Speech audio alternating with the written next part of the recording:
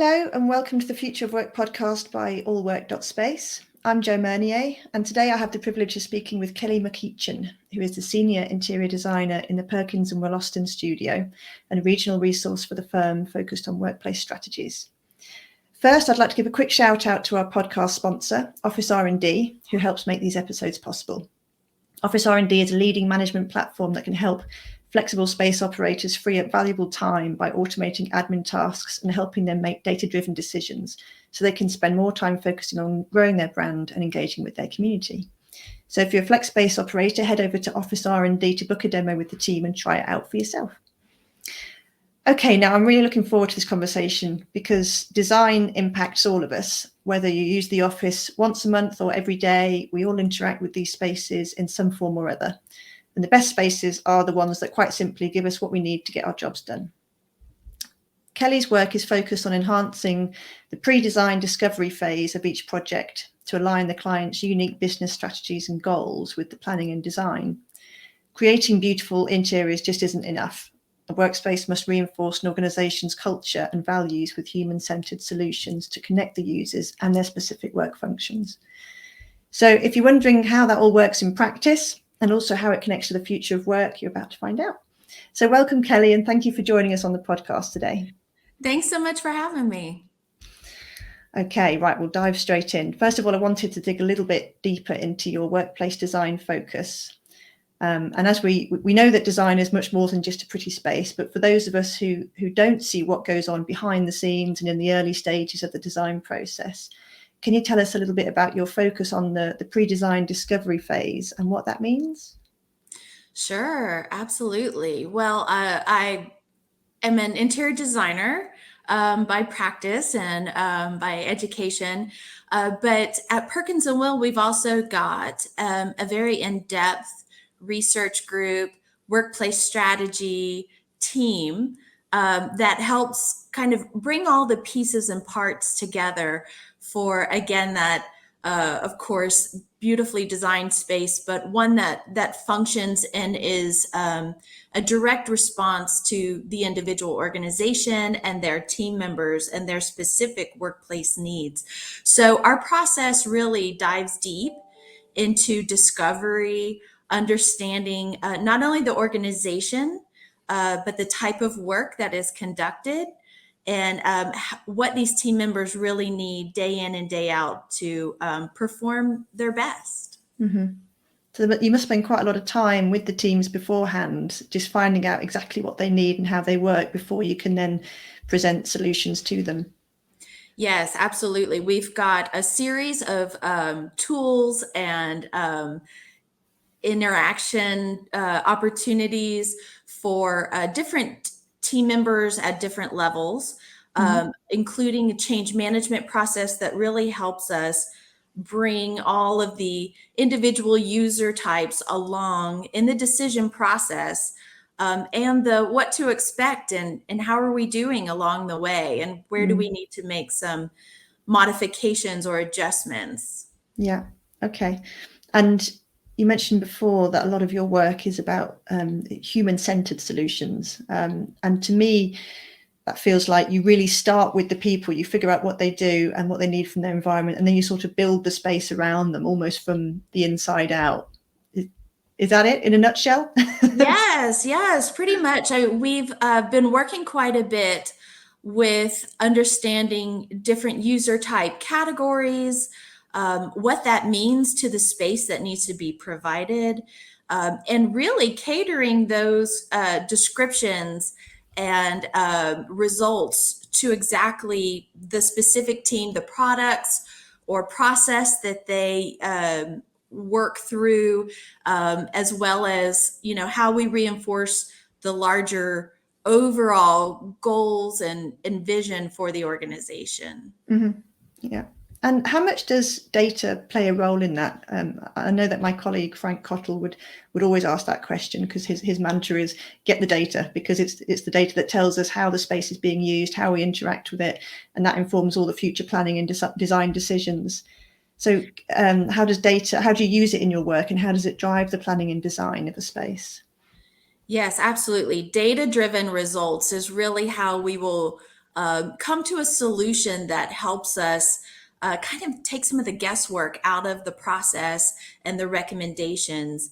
Also, some of the fear and the change process and all of that, the data is what really gives us that path moving forward.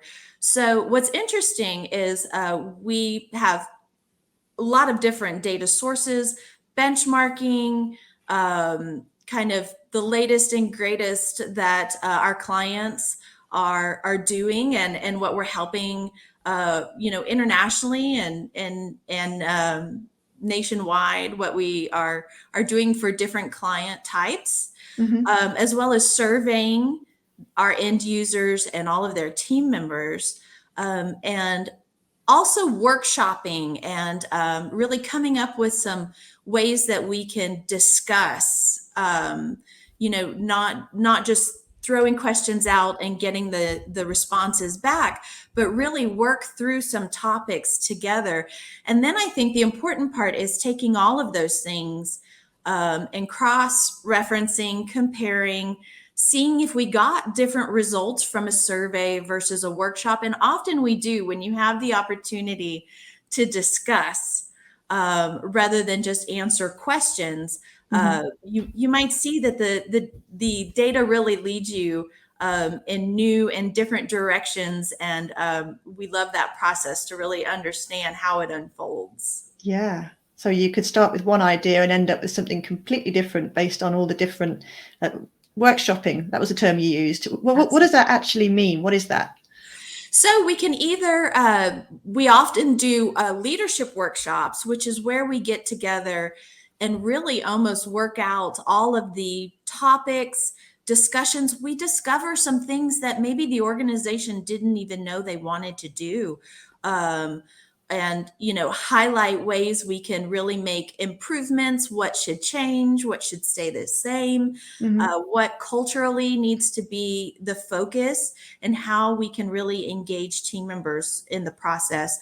And then we can even break that down further, either have departmental workshops, each team and how they work differently, really let them discuss together, brainstorm together.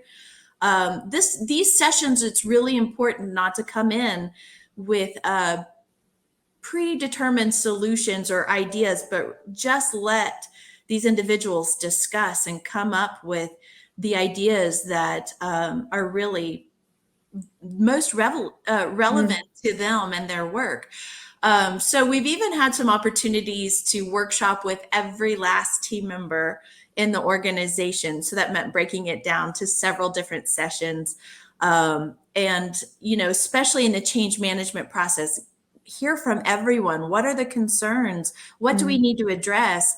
And how can we best include everybody in that effort? Yeah, that sounds like it's quite a long process. It can be. Roughly how long does it take? Depends on the size of the organization, but yeah. I think it is very important. Your typical design process, these discussions, this discovery, change management process really needs to start long before your first programming and design sessions. This is really important to not rush the discovery portion, to make sure you have the most relevant and the opportunities to really achieve what you need to achieve. Yeah. And how has that changed since COVID came along? I imagine before you were able to get together with lots of people in a space and talk to them face to face. Are things quite different now? Very much so. But, we've learned how we can have some of these sessions virtually. I still prefer to be in person, of course. I think that's where you get people, some of the quiet individuals who aren't as participatory. But virtually, we've got some tools now that we're using to make sure that we hear all the different voices, even if we can't be in the room at the same time. And moving on to an article that you did recently with my colleague Kate Tattersfield, and you talked about personas, and that was a really fascinating insights. Can you tell us more about why it's so important to design for different personality types, and how you go about doing this? Sure. This was absolutely something that we've always been fascinated with, the different personas within the workplace, and how their needs and requirements differ, and how the space can respond directly to those needs. But in this day and age of how should we work? How will we work? Will I work from home, in the office, or a little bit of both? Has really brought us this opportunity to redefine that process. Personas are too often, we're just considering a virtual team member, a in-person team member, and then a hybrid team member. But one thing that we have been bringing to this discovery process is it's not just about where you are, it's also about the type of work that you are conducting, and the preferences on how, if I'm working on individualized work, maybe I need focused space, individualized space, but that doesn't necessarily mean I have to work from home. We need to provide those spaces in the office as well. Collaborative work needs yet a different kind of setting at the office, access to team members, to leadership, to the overall company culture and mission and values. We all need to have that reinforced, why we work, where we do, and who we work for is important. And coming into the office and having all of those things reinforced for you, and having the right setting for the type of work you need to conduct, is really part of this, what we call our predictive programming tool. So by identifying the different user types, which differ per organization, as do the number of different persona types may vary as well, we're then able to assign square footage needs, not just overall total square footage per person, but even the different square footage of types of spaces, the different zones and ratios that we need for each of those persona types, that we can then factor into an overall programming tool that helps us study different scenarios and learn what the impacts are to the overall real estate needs for the organization. Yeah. And I imagine for the people using the space as well, you mentioned a moment ago that you prefer the face-to-face workshops because you're able to hear the quietest voice. And in the workplace, you have people that enjoy a more bubbly environment, and then you have people that are a bit more reserved, a bit more introvert. They perhaps like quieter spaces. So I imagine that gives you an opportunity to hear from everybody and design a space that's really suitable for lots of different personalities. And in the article that you did recently, you talked about neurodiversity, and we actually had a episode on the podcast recently with David O'Coyman. He developed Nook Wellness Pods to enable people, and especially those who are neurodivergent or highly sensitive to certain environments, to work more comfortably and productively. So can you tell us how neurodiversity fits into your work at Perkins&Will?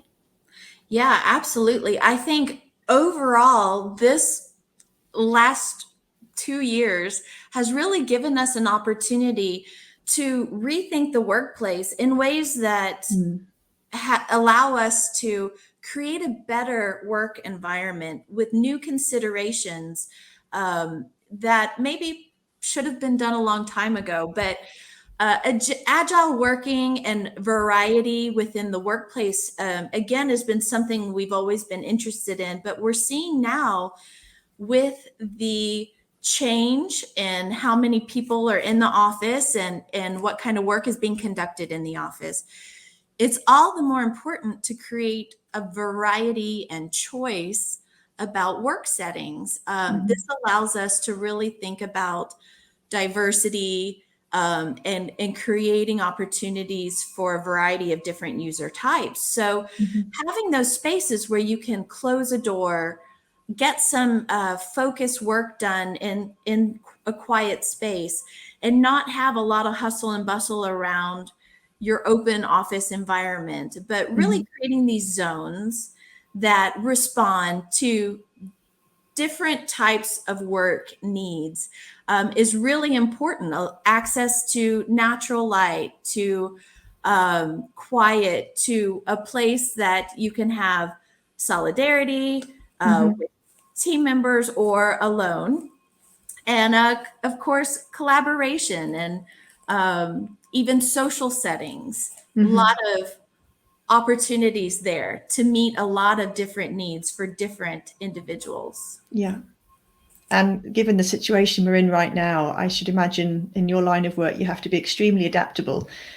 1 minute everyone's back in the office, and then the next minute everyone's working from home again, and then there's this sort of middle area of hybrid work. So does that mean when you're working with clients, does that mean that you have to plan and design for sort of multiple futures? Absolutely. Even as I spoke about the predictive programming tool, that is one aspect of the tool, is looking at these different zones of spaces, how much you need of each of those zones, and then how that space can be adapted and changed over time to, respond to the unknown. Again, we're constantly going into the office, coming back home, going to the office, coming back home. That ratio keeps changing and seems like it's going to continue to change. So with all this constant change that's going on, and return to work plans, and then everyone's back home again, how do you deal with this unpredictable nature? That must be quite a challenge for you. It can be, yes. I'm sure it's a challenge for the companies we work with as well.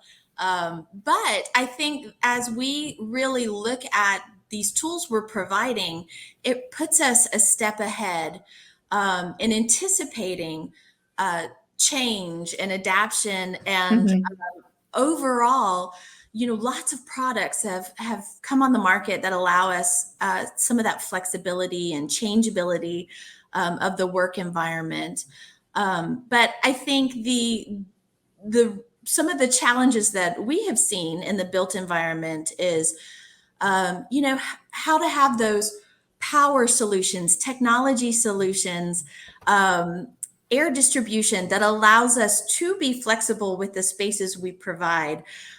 So we've been working on some tools. We've been working with even some manufacturers on some solutions that allows for that flexibility and adjustability of the space. And I imagine some measures that came in at the beginning of the pandemic, things like the social distancing and the screens and so on. I should imagine some of these things will become part of the longer term in terms of design. Do you see there being big changes in that area, or do you think we're going to be sort of staying with some of these wellness changes for the foreseeable future?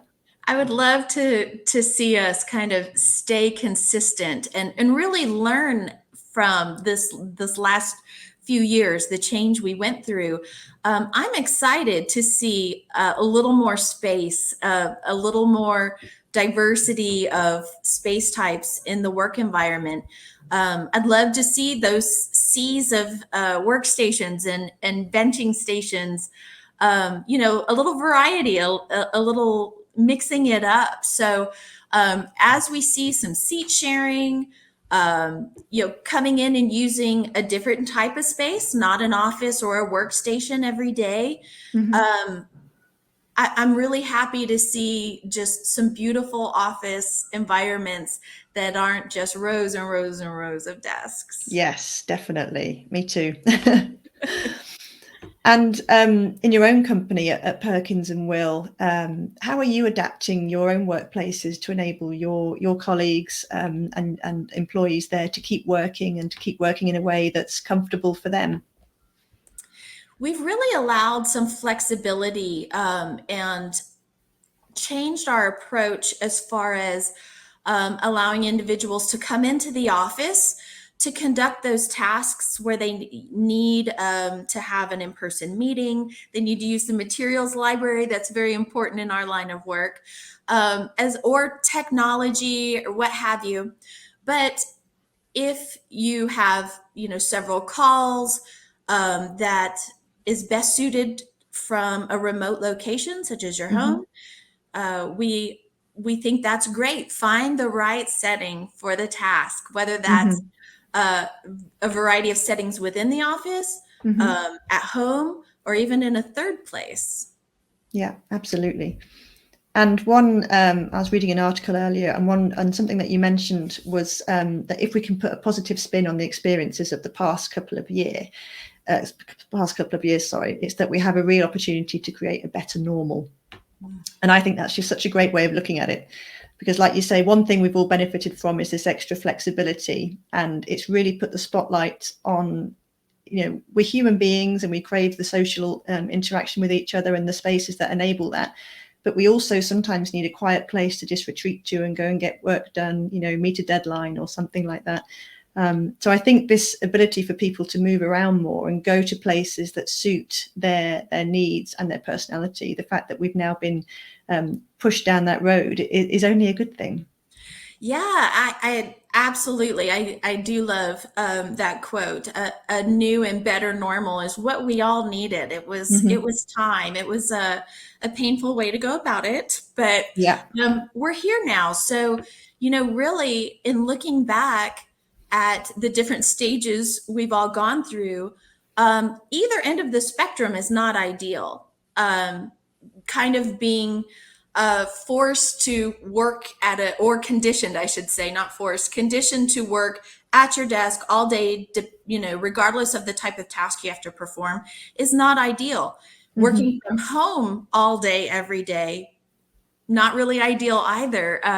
Getting the best of both of these worlds and being able to curate your week, tailor it to what you have going on your schedule, and being trusted with your managing your own work and your time to do just that is really where we're going to find happy, content employees who love their jobs. Absolutely. And we're nearing the end of our episode today, but that sort of means it's big picture time. And since this is the Future of Work podcast, I'd love to know your thoughts on what's coming next in the world of design.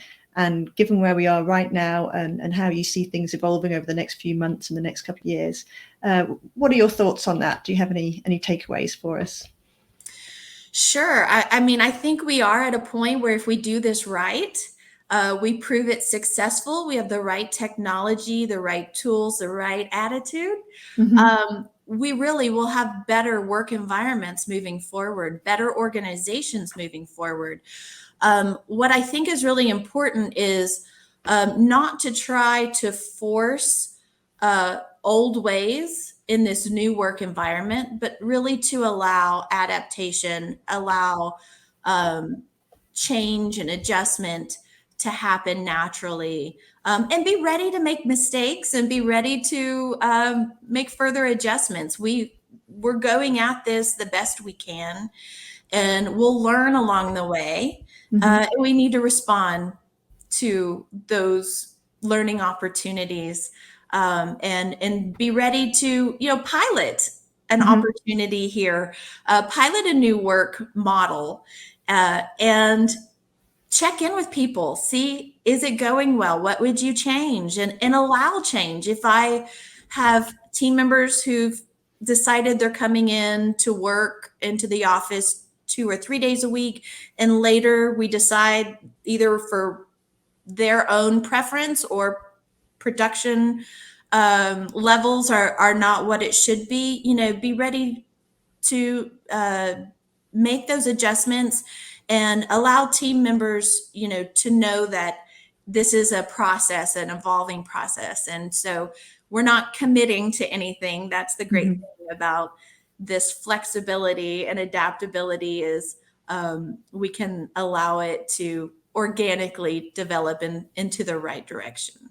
Yeah, that's what I took out of this, is that it's all about the flexibility and the adaptability and about the people. It's a very human-centered approach, as we talked about in the beginning. Yeah.